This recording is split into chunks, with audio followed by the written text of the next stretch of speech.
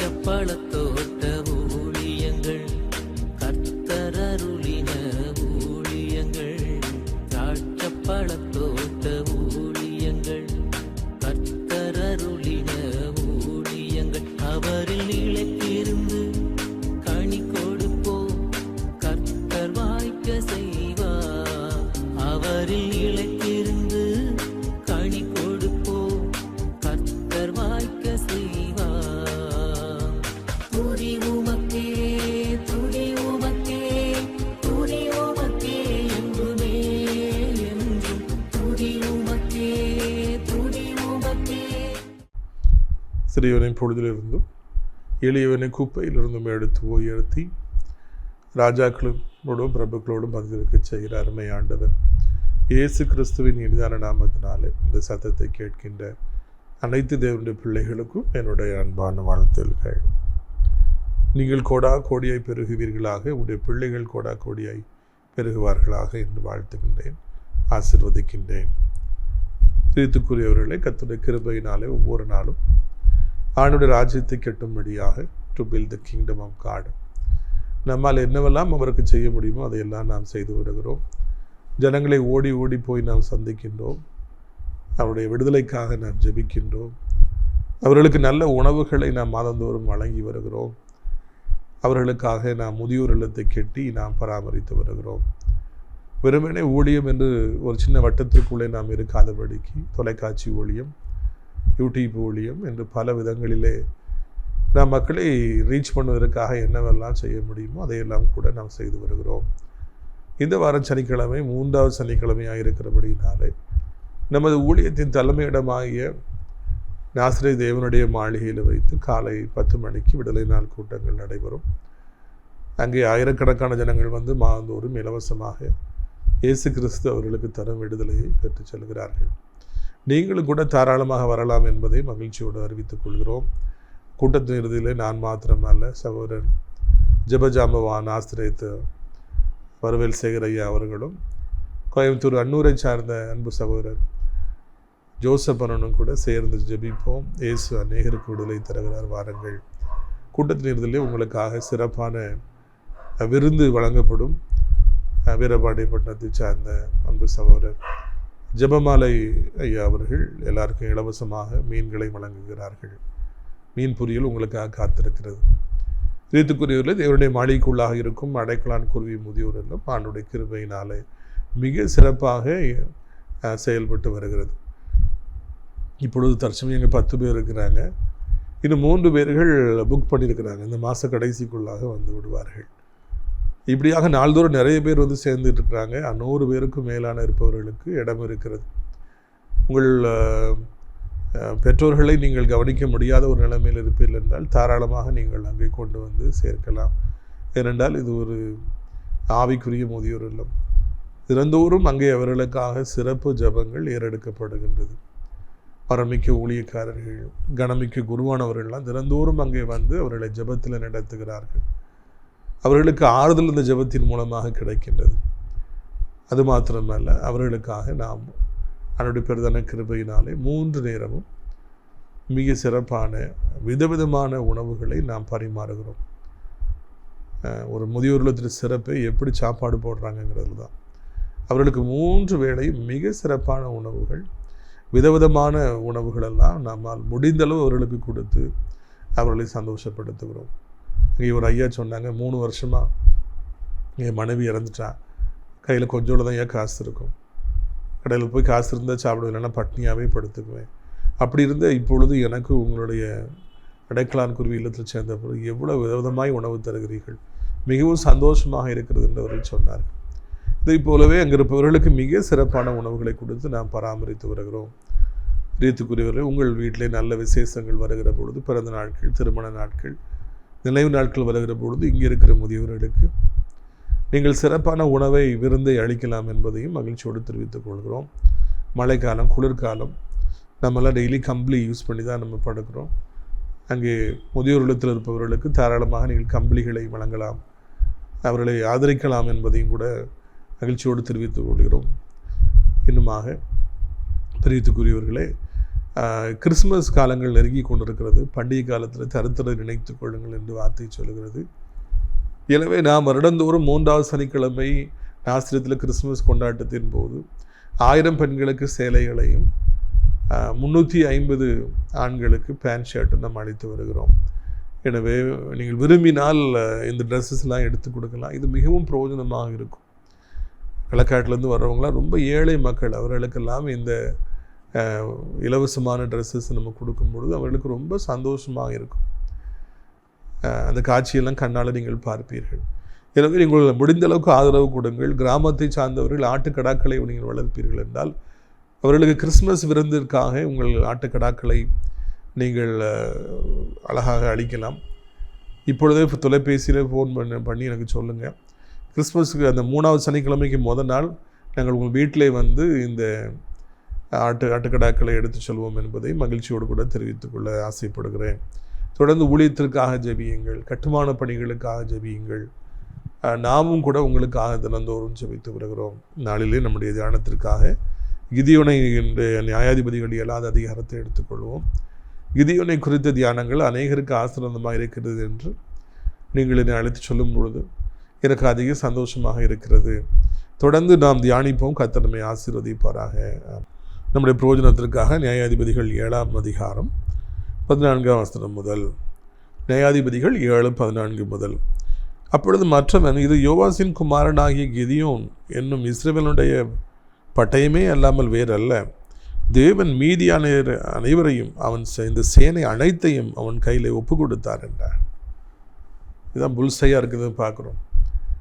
பாதிராத்தில் எந்திரிச்சு போகிறாங்க. அங்கே ஒருத்தன் அப்போ தான் காவலாளிகளில் ஒருத்தர் தான் தூங்கி முடிச்சு இன்னொருத்தர் சொல்கிறான், இப்படி ஒரு வார்கோதுமை அப்போ உருண்டு வந்து நமது கூடாரத்தை கவிழ்த்து போட்டது என்று சொன்ன உடனே பக்கத்தில் இருக்கிறவன் யோசேப்பு மாதிரி அதை வியாக்கியானம் செய்கின்றான், அதை அர்த்தத்தை சொல்லுகின்றான். அது யோவாசின் குமாரனாகிய கிதியோன் எனப்பட்ட இஸ்ரவேலுடைய பட்டயமே அல்லாமல் வேறு ஒன்றும் அல்ல. இத்தனை லட்சம் பேர் இருந்தாலும், இவ்வளோ ஒட்டகங்கள் இருந்தாலும், இவ்வளோ வீரமாக நம்ம இருந்தாலும் தேவன் அனைத்தையும் ஒப்பு கொடுத்து விட்டார். நமக்கு மிகப்பெரிய தோல்வி காத்திருக்கிறது.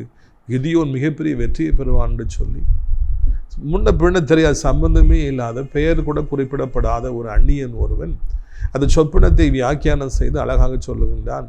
அதை மறைந்திருந்து கிதியோனும் அவனுடைய வேலைக்காரனாகி பூராவும் கேட்டுக்கிட்டு இருந்தாங்களாம். இதை வாசிக்கிற பொழுதெல்லாம் நாம் பரவசப்பட வேண்டும், ஆண்டவரை துதிக்க வேண்டும். கிதியோனுடைய வாழ்க்கையில் இப்படி நடந்தால் நாயக ஆண்டவரை துதிக்கணும்னு நீங்கள் நினைக்கக்கூடாது. கிதியோன் நம்மளைப் போல ஒரு கர்த்தருடைய பிள்ளை, என்னை போல உங்களைப் போல அவரும் ஒரு கர்த்தருடைய பிள்ளை. அவருக்கு ஆண்டவர் இன்றைக்கு இப்படி செய்வார் என்றால் நாளைக்கு எனக்கும் உங்களுக்கும் அப்படியே தானே செய்வார். கிதியோனுடைய வெற்றி நம்முடைய வெற்றி. பிரியத்துக்குரியவர்களே, அந்த மனிதன் யோசேப்பு பார்வோனுடைய சொப்பனத்தை வியாக்கியானம் செய்து சொன்னது போல, அர்த்தத்தை சொன்னது போல, ஆவியை பெறாத அந்த மனிதன் அழகாக அந்த சொப்பனத்தின் அர்த்தத்தை வியாக்கியானம் செய்கின்றான், சொல்லுகின்றான். இப்படித்தான் நடக்கும் என்று சொல்லுகின்றான். ஒருவேளை கர்த்தருடைய ஆவியானவர் அந்த நாளில் அந்த வெளிச்சத்தை அவனுக்கு கொடுத்திருக்க கூடும். இது கிதியோன் தான், இது யோவாசின் மகன் தான் என்று சொல்லி மீதியானனுக்கு எப்படி தெரியும் என்பது அடுத்த ஒரு கேள்வியாக இருக்கிறது. இவர்கள் வெறும் 300 பேரோட வந்திருக்காங்கன்னு கூட தெரியாது. இவர்களெல்லாம் லட்சம் பேர் அங்கே படுத்து கிடக்கிறாங்க. இவருடைய வல்லமை அதிகம். கிதியோனுடைய 300 பேர் தான் இருக்காங்க. கிதியோனுடைய பேர் எப்படி இவருக்கு தெரியும், கிதியோனுடைய தகப்பனுடைய பேர் எப்படி தெரியும் என்பதெல்லாம் நம்முடைய அறிவுக்கு எட்டாத காரியங்களாக இருக்கிறது. ஆண்டவரே அந்த காரியங்களை ஒருவேளை உள்ளத்தில் வைத்திருக்கக்கூடும். எது எப்படியோ இப்படியாக எதிரிகள் மூலமாக கூட ஆண்டவர் தான் செய்ய போகிற காரியங்களை மிக தெளிவாக அவர் சொல்ல முடியும் என்பதை இதன் மூலமாக நாம் கற்றுக்கொள்கிறோம். பிரியத்துக்குரியவர்களே, எதிரிகள் எத்தனை லட்சம் பேர் இருந்தாலும் கிதியோனுக்கு தான் வெற்றி என்பதை எதிரிகளை சொல்லுகின்றார். இதைத்தான் இந்த நாளிலே நான் கற்றுக்கொள்கிறோம். உங்களுக்கு எதிரிகள் இன்றைக்கி பெரிய அளவில் இருக்கலாம், பெரிய அளவில் சொத்துக்களை வச்சுருக்கலாம், பெரிய பெரிய கார்களில் இருக்கலாம். உங்களை எதிரியாய் நினைப்பவர்கள், உங்களை அழிக்க நினைப்பவர்கள் பெரிய பெரிய அரசாங்க பதவிகளில் இருக்கலாம். அவர்களுக்கு பெரிய பெரியவர்களுடைய ஆதரவுகள் இருக்கலாம், ரவுடிகளுடைய ஆதரவு இருக்கலாம். உன்னை நான் நசுக்கி விடுவேன் என்று சொல்லி அவர்கள் சொல்லலாம். ஆனால் வெற்றி உங்களுக்குத்தான். சிறியவனாய் காணப்படுகிற, வறியவனாய் காணப்படுகிற, எளியவனாய் காணப்படுகிற, ஒன்றுமில்லாதவராய் காணப்படுகிற, ஒருவருடைய உதவியும் இல்லாத, ஒருவராலும் அறியப்படாத ஒரு ஏழையாகிய உங்களுக்குத்தான், கர்த்தருடைய பிள்ளையாகிய உங்களுக்குத்தான் வெற்றி என்பதை நீங்கள் மறந்துவிடக்கூடாது. எதிரி எவ்வளவு பலசாலியாய் வேண்டுமென்றாலும் இருக்கட்டும், எதிரிகள் எவ்வளவு அதிகமாக வேண்டுமென்றால் எவ்வளவு நம்பரில் இருந்து வேணுமோ இருக்கட்டும். அவர்கள் கடந்த காலங்களில் அதை செய்திருக்கட்டும், இதை செய்திருக்கட்டும். தேவன் தான் யாரை நினைக்கிறாரோ அவர்களுக்கு தான் வெற்றி கொடுக்கிறார். தேவன் உங்களுக்கு தான் வெற்றி கொடுக்கிறார். தன்னுடைய பிள்ளையாகிய உங்களுக்கு தான் ஆண்டவர் வெற்றி கொடுக்கின்றார். அதைத்தான் இந்த நாளிலே இந்த சொப்பனத்தின் வியாக்கியானத்தின் மூலமாக உங்களுக்கு ஆண்டவர் பேசுகின்றார். இந்த பைபிளில் உள்ள வசனங்கள் கிதியோனுக்காக சொல்லப்பட்டது, இப்பொழுது உங்களுக்காக சொல்லப்படுகிறது. மகனே, உன் கையில் அனைவரையும் நான் ஒப்பு கொடுத்தேன். இந்த நிலங்கள் எல்லாவற்றையும் உனக்கு நான் தந்தேன். இந்த கட்டடங்கள் எல்லாவற்றையும் உனக்கு தந்தேன். இந்த அதிகாரங்கள் உனக்கு எல்லாவற்றையும் தந்தேன். இந்த சொத்துக்கள் எல்லாவற்றையும் நான் உனக்கு தந்தேன். நீ கவலைப்படாதே, அவர்களால் உன்னை ஒன்றும் செய்ய முடியாது என்று சொல்லி ஆண்டவர் சொல்லுகிறார். எனக்கு உடனடியாக இந்த ஜோடு ஞாபகத்துக்கு வந்தது. சாலமோன் ராஜா எனக்கு ஞானத்தை வேண்டும் என்று கேட்ட பொழுது கர்த்தர் சொன்ன ஒரே ஒரு காரியம், நீ கேட்காத செல்வத்தையும் நீ கேட்காத பெயரையும் புகழையும் நான் உனக்கு தந்தேன். அப்படி என்றால் செல்வம் கர்த்தருக்குரியது, ஆசீர்வாதங்கள் கர்த்தருக்குடையவைகள். அதான் நீதிமொழிகள் 10வது அதிகாரத்தில் கடைசியில் வாசிக்கிறோம். கர்த்தருடைய ஆசீர்வாதமே ஐஸ்வர்யத்தை தரும், அதோடு கூட அவர் வேதனையை கூட்டார். இதன் மூலமாக நாம் பல காரியங்களை நம்முடைய வாழ்க்கையில் அறிந்து கொள்கிறோம். ஆண்டவர் மிகப்பெரிய தெய்வம், மிகப்பெரிய மகத்துவமான தெய்வம். அவர் அதிசயங்களை செய்கிறவர். எதிரிகளுடைய கோட்டையில் எப்படி ஓட்டையை போட வேண்டும், எதிரிகளை எப்படி பலவீனப்படுத்த வேண்டும், எதிரிகளை எப்படி பந்தாட வேண்டும், எதிரிகளை எப்படி சிதறடிக்க வேண்டும், எப்படி எதிரிகளை புறமிது ஓட வைக்க வேண்டும், எல்லாவற்றையும் ஆண்டவர் அறிவார். நாம் செய்ய வேண்டியது ஒன்றுமே இல்லை. கர்த்தர் தான் நமக்காக யுத்தங்களை செய்கிறவர். முதலாவது, எதிரிகளுடைய உள்ளத்தில் இவனை வெல்ல முடியாது, ஒரு காலவனுக்கு எதிராக நிற்க முடியாதுங்கிற எண்ணத்தை எப்படி ஏற்படுத்த வேண்டும் என்கிற அந்த காரியங்கள் எல்லாம் ஆண்டவராலே உங்களுக்காக செய்யப்படும். யுத்தத்தில் வல்லவராயிருக்கிற நம்முடைய ஆண்டவர் உங்களுக்காக யாவற்றையும் செய்து முடிக்கிற தெய்வம். அவர் உங்களுக்காக யாவற்றையும் செய்து முடிப்பார். இன்றைக்கு நீங்கள் காரணம் இல்லாமல் பகைக்கப்படுகிறீர்கள், காரணம் இல்லாமல் ஜனங்கள் உங்கள் மீது கோபமாக இருக்கிறாங்க, உங்களை அழிக்கணும்னு நினைக்கிறாங்க, உங்களுக்கு விரோதமாக கூட்டம் கூடி இருக்கிறாங்க. கர்த்தரோ உங்களுக்கு வெற்றி தருகிறவராக இருக்கின்றார். கர்த்தரோ உங்களுக்காக யுத்தங்களை செய்கின்றவராக இருக்கின்றார். யுத்த நேரத்திலே உங்களை கைவிட்டு ஓடுகிற தெய்வம் அல்ல, பிரச்சனை நேரத்தில் பாதியிலே உங்களை விட்டு ஓடுகிற தெய்வம் அல்ல, உங்களை தெரியாது என்று சொல்லி சொல்லுகிறவர் அல்ல. ஐயோ எனக்கு ஆபத்து வந்துடுமே இவங்க கூட இருந்தால், எனக்கு நஷ்டம் வந்துடுமே என்று சொல்லி உங்களை விட்டு விலகிறவர் அல்ல. மாறாக கடைசி வரைக்கும் உங்களோடு கூட இருந்து மாபெரும் வெற்றியை தருகின்ற தெய்வம். தேவன் ஒருபொழுதும் தன்னுடைய பிள்ளைகளை கைவிடுகிறவர் அல்ல, ஒருபொழுதும் தன்னுடைய பிள்ளைகளை அவர் வெட்கப்பட விடுகிறவர் அல்ல. ஒருபொழுதும் தேவன் தன்னுடைய பிள்ளைகளுக்கு எந்த ஆபத்தையும் வர அனுமதிக்கிறவர் அல்ல. அவர் அரணாக கோட்டையாக இருந்து எதிரிகளை சிதறடித்து அவர் காணாமல் போக பண்ணுகிறார். உங்கள் ஆண்டவர் ஒன்று யுத்தத்தில் வல்லவர், பராக்கிரமசாலி, இன்னொன்று ஞானத்தில் சிறந்தவர். எதிரிகளை எப்படி அழிக்க வேண்டும் என்று சொல்லி அவருக்கு தெரியும். சர்வ வல்லமையுடைய தேவன் இந்த நாளில் கிதியோனுக்கு வெற்றி எப்படி ஆரம்பிக்கிறார் பார்த்தீர்களா? ஒரு சொப்பனத்திலிருந்து ஆரம்பிக்கின்றார். யோசேப்புக்கும் எல்லா வெற்றியும் எங்கே ஆரம்பித்தது? ஒரு சொப்பனத்திலிருந்து தான் ஆரம்பித்தது. 17 வயதில் அவர் கண்ட சொப்பனத்தில் தான் ஆரம்பித்தது. பிற்பாடோட சிறையிருப்பு எப்படி திருப்பிற்று பார்த்தீர்களா?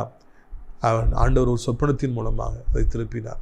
முதலாவது அந்த சீப் கப் பேக்கர், பானபாத்திரக்காரன் எனப்பட்ட ஒரு சிறைச்சாலை கைதி.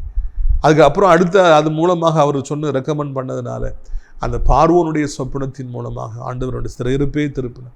ஒரு சொப்பனத்தை வைத்து கூட ஒரு மனிதனுடைய வாழ்க்கையை தலைகீழாக மாற்றி போட ஆண்டவராலே முடியும்.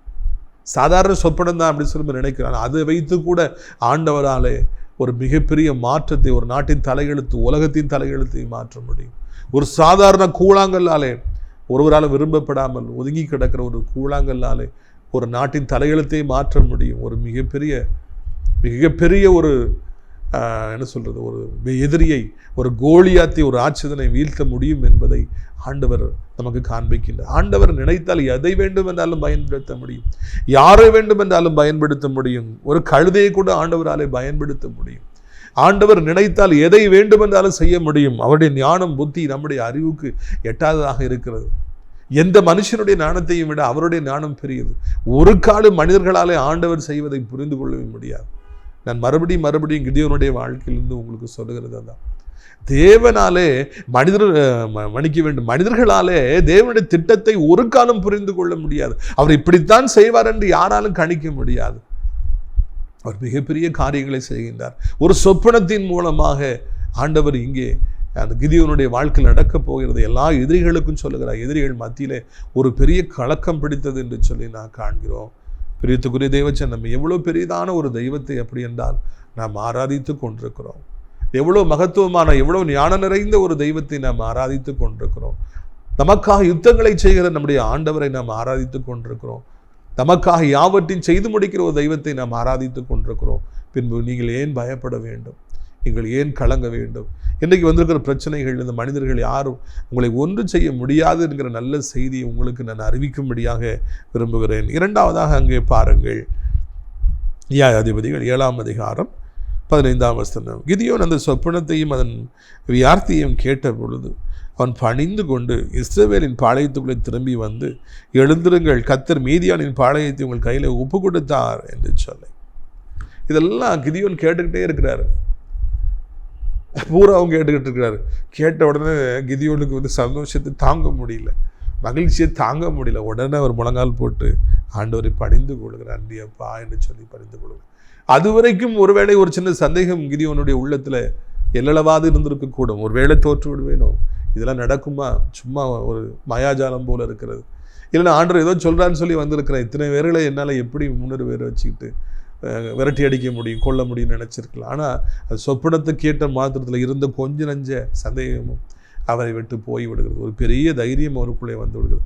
உடனே அவர் ஆண்டவரை பணிந்து குனிந்து அந்த இடத்துல ஜெபிக்கிறார். ஐயா, அந்த காலத்தில் தேவனுடைய பிள்ளைகள் எவ்வளவு ஜெப வீரர்களாக இதன் மூலமாக இருந்திருக்கிறாங்க. ஒரு பெரிய நல்ல செய்தி கேட்ட உடனே ஆண்டோட சமூகத்தில் போய் அவங்க பணிந்து கொள்கிறாங்க. இன்னைக்கு இந்த மாதிரிலாம் அனுபவம் நம்முடைய வாழ்க்கையில் இருக்கிறதா? ஒரு பெரிய தைரியம் நமக்கு வந்த உடனே, ஒரு பெரிய நல்ல செய்தி வந்த உடனே, வேலை கிடைச்சிருச்சு, திருமணம் ஒழுங்காயிருச்சு, குழந்தை பாக்கியம் கிடைச்சிருச்சு, இல்லைன்னா வீடு கட்டியாச்சு, வீடு வாங்கியாச்சு, இந்த உலகத்தில் நமக்கு தேவையான பொருட்களை, ஆசீர்வாதங்களை கர்த்தர் காலகாலங்களை தரும்போது உடனே பணிந்து முழங்கால் படிக்கிட்டு உடனே ஆண்டவருக்கு நான் நன்றி செலுத்துகிறோமா? இல்லைன்னா அந்த ஃப்ரெண்ட்டை போய் இதை சொல்லிடுவோமா, இவங்ககிட்ட போய் இதை சொல்லுவோமா, அவங்ககிட்ட போய் இதை சொல்லுவோமான்னு சொல்லி ஓடுறோமா? யோசித்து பார்க்க வேண்டும். ஆக்சுவலாக எல்லா ஆசீர்வாதங்களும் நமக்கு தருறது ஆண்டவர். எல்லா பணங்களையும் எல்லா செல்வங்களையும் நமக்கு தருபவர் ஆண்டவர். நம்மை வியாதியிலிருந்தும், நம்மை நாச மோசங்களிலும், மரணத்திலிருந்தும் நம்மை தப்பிப்பது நம்முடைய ஆண்டவர். ஆனால் நாம தந்த ஆண்டவருக்கு நன்றி செலுத்தாதபடி, அவரை பணிந்து கொள்ளாதபடி இந்த உலகத்தில் நாம் அன்பு யார்கிட்ட செலுத்துகிறோமோ அவங்கள தேடி தேடி ஓடி போகிறோம். அவங்ககிட்ட போய் தெரியுமா என்று சொல்லி கொண்டிருக்கிறோம். அப்பொழுது ஆண்டவர் துக்கப்படுபவராக இருப்பார். ஒரு நேரத்துக்கு முன்னாடி பேசிகிட்டு இருந்தேன். ஒரு பெரிய பதவியில் இருப்பவர் தான் கீழே வேலை பார்க்குறவர் சொன்னதுக்காக அவருடைய மகனை வேலைக்கு உள்ளே கூட்டு வர்றார். கூட்டு வந்து எல்லாருக்கும் அறிவுப்படுத்தி அவனுக்கு ஒரு வாழ்வு கொடுக்குறாரு. பிறகு இவர் ரிட்டையர்ட் ஆகிடுறார். இந்த புதிதாய் வந்த வாலிபனும் தகப்பனும் வேலை கிடைத்த பிறகு அவரை சந்திப்பதே கிடையாது. இப்படி 10 வருடம் ஓடி விடுகிறது. இப்பொழுது இந்த வாலிபன் பெரிய ஆளாகிறாங்க. ஒரு நாள் அந்த தனக்கு வேலை வாங்கி கொடுத்த அந்த பெரியவரை அவன் ஒரு இடத்துல போய் சந்தித்து, ஐயா நான் தான் அவனுக்கு ஞாபகம் இருக்கான்னு சொல்லி கேட்ட உடனே, நீ யாருப்பா, எனக்கு தெரியாதுன்னு சொல்லி சொன்னாரான் கோபத்தோடு கூட. இப்பொழுது என்கிட்ட சொன்னவங்க சொன்னாங்க, நீ இவ்வளோ நாளாகி உனக்கு நான் தான் வாழ்வு கொடுத்து என்ன தேடி கூட வரலங்கிற கோபத்தில் அவர் அப்படி சொன்னார். நீ யார், நீ தெரியாத அப்படின்னு சொல்லி சொன்னார். ஒரு சாதாரண ஒரு கவர்மெண்ட் ஜாப்பில் அவர் வேலை வாங்கி கொடுத்துருக்காரு. அப்பா வீட்டு சொத்து கிடையாது, பெரியவருடைய அப்பா வீட்டு சொத்து கிடையாது. ஏதோ ஒரு சொல்லி சின்ன ஹெல்ப் பண்ணியிருக்காரு. ஆனால் என்னை பார்க்கணும், நான் தான் வேலை வாங்கி கொடுத்தேங்கிற ஒரு எண்ணம் இருக்கிறது. இல்லை, நீ வாங்கி கொடுக்கவில்லை, கொடுத்தது கர்த்தர். இருப்பினும் உலகத்து மனிதன் கூட தனக்கு நன்றியோடு காணப்பட வேண்டும், தன்னை அடிக்கடி வந்து பார்க்க வேண்டும் என்று எதிர்பார்க்கின்றான். ஆனால் மனிதர்களுக்கெல்லாம் தேவாதி தெய்வம், எல்லாருக்கும் மேலான கர்த்தர் நமக்கு எவ்வளவு நன்மைகளை செய்திருக்கிறார். அவரை எவ்வளவு நான் துதிக்க வேண்டும், எவ்வளவு சோத்திரிக்க வேண்டும். ஒரு நன்மை கிடைச்ச உடனே ஆண்டவரேன்னு முழங்கால் போட்டு நம்ம ஆண்டவரை துதிக்க வேண்டும். அதற்காகத்தான் நம்முடைய ஆண்டவரனை அனைத்து அதுதான் எதிர்பார்க்கிற தெய்வம். குணமாக்கப்பட்டவர் 10 பேர்கள், ஒருத்தர் தானே வந்திருக்கார், மிச்சம் 9 பேர் எங்கே? Where is other 9? ஆண்டவர் நன்றி பலியில் எதிர்பார்க்கிறார். நம்மளால ஆண்டவருக்கு நன்றி பலிகளை மாத்திரம்தான் கொடுக்க முடியுங்க, எதுவுமே கொடுக்க முடியாது. இது உங்களுடைய பார்வையில் அற்பமான காரியமா இருக்கலாம், ஆண்டவருடைய பார்வையில் பெரிய காரியம். நாம் எதை சிறிதாக நினைக்கிறோமோ அதைத்தான் ஆண்டவர் பெரிதாக நினைப்பார். அப்போ உடனே அவர் வந்து தன்னை ஸ்ட்ரென்தன் பண்ணுறாரு, ஆண்டவர் துதிக்கிறார், எந்திக்கிறார், நேராக கேம்புக்கு போகிறார். 300 பேர் தூங்கிடுறோம், எந்திப்பா, நமக்கு வெற்றி கிடைத்து விட்டது, ஆண்டவருடைய கையில் அனைவரை ஒப்பு கொடுத்தா, எல்லாம் எந்திங்க வாங்க. அந்த எந்தூசியாசம் எப்படி பாஸ் ஆகுது பார்த்தீங்களா? அவருக்குள்ளே வந்த தைரிய சந்தோஷம் எல்லாம் எப்படி அங்கே டிரான்ஸ்ஃபர் ஆகுது பார்த்தீங்களா? 300 பேருக்குள்ளே பாயுது. எந்திங்கப்பா, ஆண்டவர் கையில் ஒப்பு கொடுத்துட்டார். அதுக்கு பிறகு அவர் நேரத்தை வீணடிக்கவில்லை. கர்த்தர் உங்களுக்கு தருகிற சொப்பனங்கள், உங்களுக்கு தருகிற தைரியங்கள், உங்களுக்கு தருகிற வெற்றிகள் 300 பேருக்கும் 3 லட்சம் பேருக்கும் 3 கோடி பேர்களுக்கும் பாய்வதற்கு போதுமானது என்பதை மறந்து விடாதிருங்கள். உங்களுக்கு கிடைக்கிற சந்தோஷத்தை உங்களுக்குள்ளே பூட்டி வைத்துக் கொள்ளாதிருங்கள். உங்களுக்கு கிடைக்கிற அபிஷேகத்தை உங்களுக்குள்ளாகவே பூட்டி வைத்துக் கொள்ளாதிருங்கள். நீங்கள் உங்களுக்கு தருகிற நன்மைகளை, அதனுடைய நல்ல செய்தி யாருக்கும் சொல்லாதபடிக்கு புதைத்து வைத்து விடாதிருங்கள். அந்த தாளந்து வாங்கின புதைச்சு வச்சோன்னு ஜெயிலில் பிடிச்சு போடுங்கன்னு அந்த எஜமானன்னு சொன்னார். கர்த்தர் உங்களுக்கு செய்திருக்கிற உபகாரங்களை உங்களுக்குள்ளே பூட்டி வைத்திராதீங்க. குப்பையிலும் புழுதிலும் கிடந்த உங்களை இன்றைக்கு ஆண்டவர் எங்கோ கொண்டு போய் எவ்வளோ பெரிய வேலையில் வச்சுருக்காரு. எவ்வளோ நூற்றுக்கணக்கான பேர்களுக்கு, ஆயிரக்கணக்கான வேலை கொடுக்குற கம்பெனி நீங்கள் ஸ்டார்ட் பண்ண கர்த்தர் உதவி செஞ்சிருக்கிறார். இதை இயேசுதான் செய்தார் என்கிற நல்ல செய்தியை சொல்வதற்கு, சொல்லி இன்னும் அநேகர் உற்சாகப்படுத்தப்படுவதற்கு நீங்கள் அழைக்கப்படுகிறீர்கள். அதை புதைச்சு வச்சிடாதீங்க. நல்ல செய்தி யாருக்கும் சொல்லாமல் இருந்துடாதீங்க. இந்த நல்ல செய்தியை 300 பேருக்கு உடனே கிதியோன் சொன்னார். நாமும் எல்லாருக்கும் சொல்ல வேண்டும். அந்த சமரிய பெண் ஒரு பாவியாக இருந்தாலும் நேராக ஊருக்கு போய் சொல்கிறாங்க, என் வாழ்க்கையில் அனைத்தையும் ஒருவர் சொன்னார், நீங்களும் வந்து பாருங்கள். ஒருவேளை ஒரு தீர்க்கதரிசியோ வந்து பாருங்கள். அவங்க போய் அந்த நல்ல செய்தியை சொன்னாங்க. புதைத்து வைக்கவில்லை, தனக்குள்ளாக புதைத்து வைக்கவில்லை. கிதியோன் தனக்குள்ளாக புதைத்து வைக்கவில்லை. வாலிப மகளே, வாலிப மகனே, படிக்கிற இடங்களில் இயேசு உங்களுக்கு செய்த நன்மைகளை சொல்லுங்கள். இயேசு நல்லவன் சொல்லுங்கள். இயேசப்பாவால் உன் பிரச்சனை தீர்க்க முடியும் என்கிற உண்மையை சொல்லுங்கள். சுவிசேஷத்தை, காஸ்பலை அறிவிங்க. பூட்டி வச்சிட்டு இருக்காதீங்க. மனசுக்களை ஒழிச்சு வச்சிட்டு இருக்காதீங்க. அறுவடை மிகுதியாக இருக்கிறது என்கிற நல்ல செய்தி உங்களுக்கு நான் அறிவிக்கும்படியாக விரும்புகிறேன். பிரியத்துக்குரியவர்களே, இப்படியாக கிதியோன் எல்லார்ட்டும் சொல்லி ரெடியாங்க, வெற்றி நமக்கு தான் சொல்லி அவர் ஆயத்தப்பட்டார். நான் அதுக்கு காரணம் ஒரு சிறிய சொப்பனம். எவ்வளோ ஆச்சரியமாக இருக்குது பார்த்தீங்களா கடவுளின் நடத்தல். மகாபிரிய தேவன் உங்களுடைய வாழ்க்கையிலும் கூட அப்படி அவர் செய்வாராக. உங்களுடைய ஆசீர்வாதங்களுக்காக நான் ஜெபிக்க விரும்புகிறேன். ஜெபிப்போமா? எத்தனையோ நன்மைகளை என் வாழ்வில் செய்தாரே, ஏராளமாய் நன்றி சொல்வேன். எத்தனையோ நன்மைகளை என் வாழ்வில் செய்தாரே, ஏராளமாய் நன்றி சொல்வேன். அத்தனையும் நினைத்து நினைத்து நான் துதிப்பேன், ஆண்டவரை போற்றுவேன். அத்தனையும் நினைத்து நினைத்து நான் துதிப்பேன், ஆண்டவரை போற்றுவேன், ஆண்டவரை போற்றுவேன். நன்றி சொல்லாமல் இருக்கவே முடியாது பல நன்மை செய்த இயேசுவுக்கு. நன்றி நன்றி நன்றி என்று சொல்லி நான் துதிப்பேன், நாள்தோறும் போற்றுவேன், நாள்தோறும் போற்றுவேன். அப்பா, எங்களுடைய வாழ்க்கையில் நீங்கள் செய்திருக்கிற நன்மைகளுக்காக கோடி கோடி கோடி சோத்திரம்ப்பா. ஒரு சின்ன சொப்பனத்தாலே எவ்வளோ பெரிய மாற்றங்களை கொண்டு வந்தீங்களே. என்ன தகப்பனே, உங்களுடைய நடத்தல்கள் எல்லாம் எவ்வளவு அதிசயமானவைகளாக, ஆச்சரியமானவைகளாக, இந்த கற்பனைகளுக்கும் எட்டாதவைகளாக இருக்கின்றனதே அப்பா. எதிரிகளையே படை கருவிகளாக எங்களுக்கு சார்பாக பேச வைக்கிறவர்களாக இருக்கிறீங்களே அப்பா. எங்கள் தகப்பனை, உண்மை நம்பி வருகிற பிள்ளைகளை ஒருபொழுதும் வெட்கப்படுத்தாத தெய்வமாக இருக்கிறபடியினாலே, உடைய பிள்ளைகளுக்கு வைராக்கியம் கொண்டு யுத்தங்களை செய்கிறவர்களாக இருக்கிறபடியினாலே, எதிரிகளை மடங்கடிக்கிறவர்களாக இருக்கிறபடியினாலே, சோத்திரம் சோத்திரம் சோத்திரம். தெய்வமாய் கொண்ட ஜனம் பாக்கியம் உள்ளது. நாங்களெல்லாம் பாக்கியம் உள்ளவர்கள் அப்பா. இரவா இந்த அருமையான நாளிலும் கூட நம்முடைய வல்லமை ஒவ்வொருவருக்குள்ளும் கடந்து சொல்லட்டும். அநேகர் சோர்ந்து சோர்ந்து போய் ஆங்காங்கே படுத்து கிடக்கிறாங்க. கர்த்தரை ஒரு காலத்தில் உற்சாகமாய் தேடியவங்க, ஒரு காலத்தில் ஆண்டவருக்காய் உற்சாகமாக ஊழியம் செய்தவங்க இன்னைக்கு படுத்து கிடக்கிறாங்க, சோர்ந்து போய் கிடக்கிறாங்க. நிறைய எளியாக்கள் சூரச்செடியின் கீழே படுத்திருக்காங்க. எழும்புங்க, மறுபடியும் எழும்புங்கன்னு ஆண்டு சொல்கிறார். நான் தன்னுடைய பிள்ளைகளை ஒரு பொழுதும் வெக்கப்பட விட மாட்டேன். ஏன் சோர்ந்து போகிறீங்க? எழும்புங்க, மறுபடியும் எழும்புங்கன்னு ஆண்டவர் சொல்கிறார். கீராதா பாராரா பவுலாரா சந்தரா துபா குபா ரபூகா பாலகா ரபான சந்தரனியாரா. சர்ப்பத்தின் தலையை நான் சிலுவையில் நசுக்கி விட்டீங்க, பயப்படாதீங்க. சாசின் வல்லமை கண்டு பயப்படாதீங்க, செய்வனைகளை கண்டு பயப்படாதீங்க, பொல்லாத ஆவிகளை கண்டு பயப்படாதீங்க, பொல்லாத மனிதர்களை கண்டு பயப்படாதீங்கன்னு சொல்லி பரிசுத்த ஆவியானவர் சொல்லுகிறார். கடியாரா தூபா நீபாரா சந்தரா பூனகரா. இரவும் பகலும் தேவனுடைய பிள்ளைகளை குற்றம் சுமத்தியவனை நான் கடிந்து கொண்டபடினாலே, அப்பாலே போ சாத்தானே என்று சொன்னபடினாலே, அநேக தேவனுடைய பிள்ளைகளுடைய கொம்புகளை இந்த நாட்களில் நான் உயர்த்துவேன் என்று சொல்லி கர்த்தர் சொல்லுகிறேன். நீண்ட நெடுங்காலமாய் காத்திருக்கிற தேவனுடைய பிள்ளைகள் அநேகர் இந்த நாட்களிலே தேவனாலே ஆசீர்வதிக்கப்படுவார். கர்த்தருடைய கரம் பராக்கிரமம் செய்யும். அநேகருடைய காத்திரத்தில் இன்பமாய் முடியும். கல் மார்த்தனபார் சிந்தரானியார் ரூபா கர தினியார கர. தேவனுடைய ஆவியான வைராக்கியம் கொண்டு யுத்தம் செய்வார். தேவனுடைய பிள்ளைகளுக்கு விரோதமாக எழும்புவர்கள் மடங்கடிக்கப்படுவார்கள். ஊழியங்களுக்கு விரோதமாக எழும்புகிறவர்கள் மடங்கடிக்கப்படுவார்கள். அதை அநேகருடைய கண்கள் காணும். ஊழியங்களுக்கு எதிராக எழும்புவர்கள் ஒன்றுமில்லாமல் வெக்கி போவார்கள். அதை அநேகருடைய கண்கள் காணும் என்று பரிசுத்த ஆவியானவர் சொல்றார். கிழ்கர் துணி மாறா சந்துருதி ஆராதனா. படிப்பிலும் விளையாட்டிலும் இல்லாவிட்டால் தொழில் செய்கிற இடங்களிலும் வேலை பார்க்கிற இடத்திலும் கர்த்தரை அறிந்தவர்களுக்கும் அறியாதவர்களுக்கும் ஆண்டவர் வித்தியாசத்தை வெளியரங்கமாய் காண்பிப்பார். இதை பிள்ளைகளை ஆண்டவர் அளவில்லாமல் உயர்த்துவே என்று சொல்லுகிறார். கிருபை தாங்கட்டும், இரக்கம் தாங்கட்டும். ஆண்டு அனைவரையும் காத்துக்கொள்ளும். வியாதிகள் நீங்கட்டும், வறுமைகள் நீங்கட்டும், தனிமைகள் நீங்கட்டும், காத்திரத்தில் முடியட்டும். ஆண்டவரை வயதானவர்களை விழுந்து விடாதபடி 2 கைகளை ஏந்திக்கொள்ளும். சொந்தமாக எல்லா வசதிகளையும் ஏற்படுத்தி தாரும். எல்லோருக்கும் ஒரு அதிசயத்தை அற்புதத்தை செய்யும். உலகம் முழுவதையும் ஆசீர்வதியும். அனைத்து நாடுகளையும் ஆசீர்வதியும். அனைத்து மக்களையும் ஆசீர்வதியும். இதை தாய் திருநாட்டையும் தமிழ்நாட்டையும் ஆசீர்வதியும். அனைத்து மக்களும் ஆசீர்வாதமாக இருப்பார்களாக.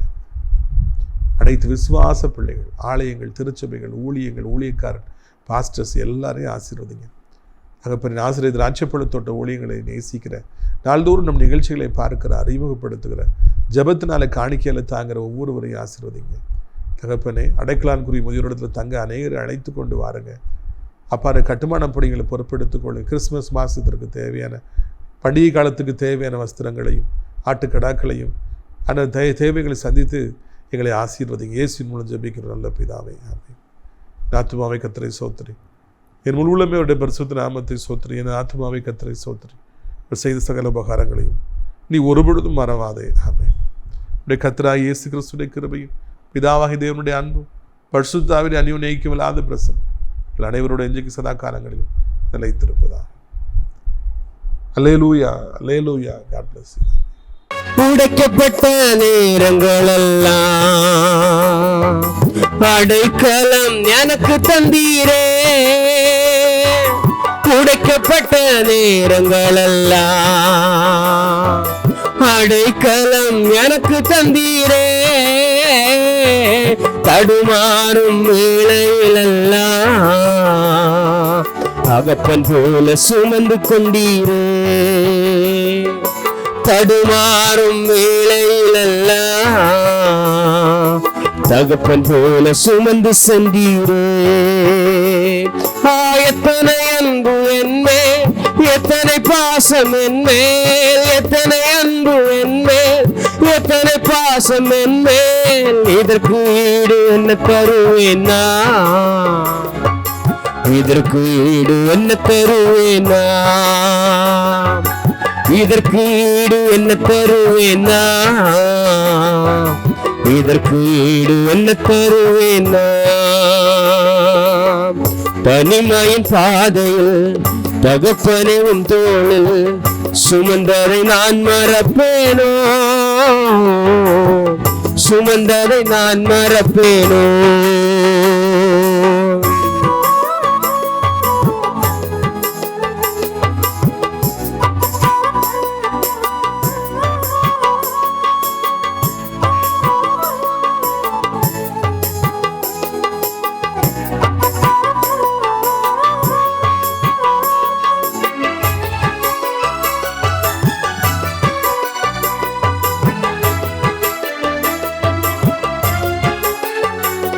பல சபித்து என்னை தூற்றும் போதெல்லாம் என்னை ஆசீர்வதித்து உயர்த்தி மகிழ்ந்தீரே. பல சபித்து என்னை தூற்றும் போதெல்லாம் என்னை ஆசீர்வதித்து உயர்த்தி மகிழ்ந்தீரே. உள்ளத்துக்குள் என்னை வரைந்தீரே. இதற்கு ஈடு என்ன தருவேனா? உள்ளத்துக்குள் என்னை வரைந்தீரே. இதற்கு ஈடு என்ன தருவேனா? எத்தனை அன்பு என்மேல், எத்தனை பாசம் என்மேல், எத்தனை அன்பு என்மேல், எத்தனை பாசம் என்மேல். இதற்கு ஈடு என்ன தருவேனா? இதற்கு ஈடு என்ன தருவேனா? இதற்கு ஈடு என்ன தருவேனா? இதற்கு ஈடு என்ன தருவேனா? தனிமையின் பாதையில் தகப்பனேவும் தோளில் சுமந்ததை நான் மறப்பேனோ, சுமந்ததை நான் மறப்பேனோ. தனிமையின் பாதையில் தகப்பனேவும் தோளில் சுமந்ததை நான் மறப்பேனோ, சுமந்ததை நான் மறப்பேனோ. ஹல்லேலூயா.